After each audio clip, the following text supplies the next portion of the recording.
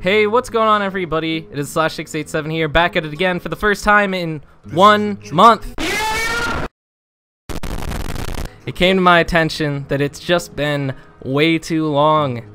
I can't use the college excuse. I've gotten adjusted to college. The thing is, I don't know. It's bad. I got into a little habit with college. I was doing my thing in YouTube, fell by the wayside, but I'm sorry, you know, I want to do it again. I really do. What made me realize it was I had this dream, this very wet dream, and I realized I need to get back into this because a lot of people would kill to do what I do. You know, I get to sit here, I do college, I get money off YouTube, but I could be doing so much more. I could be getting, you know, my word out there more views, more videos, better videos. And that's what this is about, this intro. I want to make better videos with more personality, more flair, more Robert. And yeah, I'm Robert, by the way. If you don't know that, you aren't an OG subscriber, so sorry. So yes, that's right. From now on, you should be posting more frequently. I hope so. That's the plan. But when I do post, it's gonna be worth your time to watch that video, you know? You aren't gonna regret clicking on it. Like every single video I've had so far with the PC build guides, it's the same formula. It's the same, hey, what's going on, everybody? Starting off with the CPU, next up the GPU, motherboard, RAM. It's so repetitive, and I don't want to be like every single other YouTuber who does it. When I watch their videos, I want to fucking kill myself.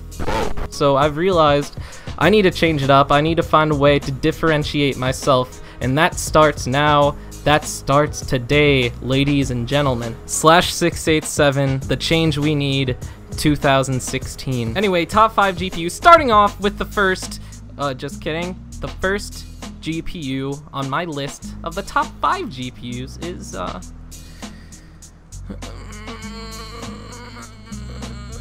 the Gigabyte Radeon RX 460. This GPU requires no external power, and since I've been gone, it has kind of taken the place of the GTX 750 Ti. It has better performance for about the same price. It has 4 gigabytes of DDR5 instead of 2 gigabytes, which the 750 Ti had.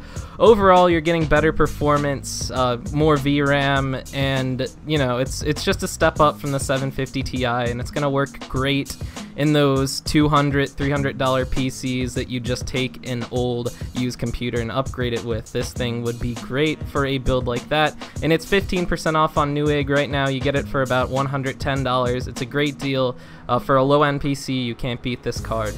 Next up, we have 2 cards, both in the same price bracket, one from AMD and one from NVIDIA. The first one I have is the Radeon RX 480. This is kind of the high-end 1080p, even going to low-end 1440p gaming GPU. It's only $230, and this is the 4GB of VRAM model. It does also come in an 8GB one.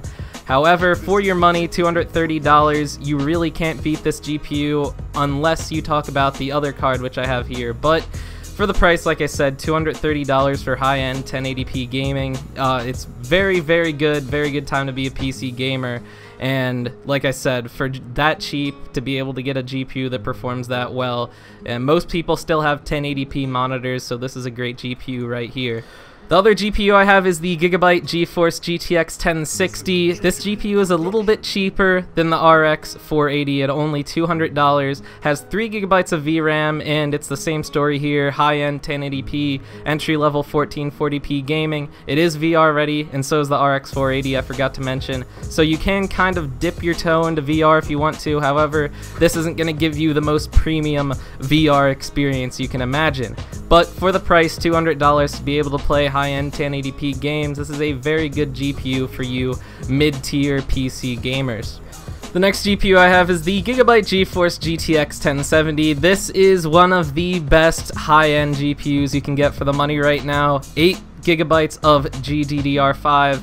This thing will dominate pretty much any game in 1440p if you pair it with the proper processor. 1920 CUDA cores, and this thing clocks very high. It can reach 2 gigahertz if you really get a good one. Like I said, very good GPU right here for 1440p gaming. It kind of takes the place of, you know, the R9 390, the GTX 970, even though it is a good bit more expensive than those two cards.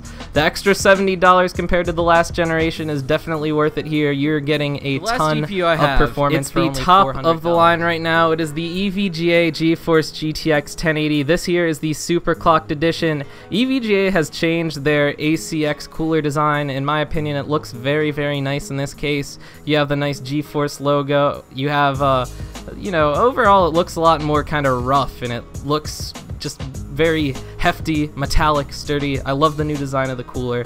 But as far as the GPU goes, you're going to be doing high-end 1440p. You can even start into some 4K gaming with this GPU right here. VR is going to be easy peasy. You're going to be able to play pretty much any game that's released in VR right now with this GPU.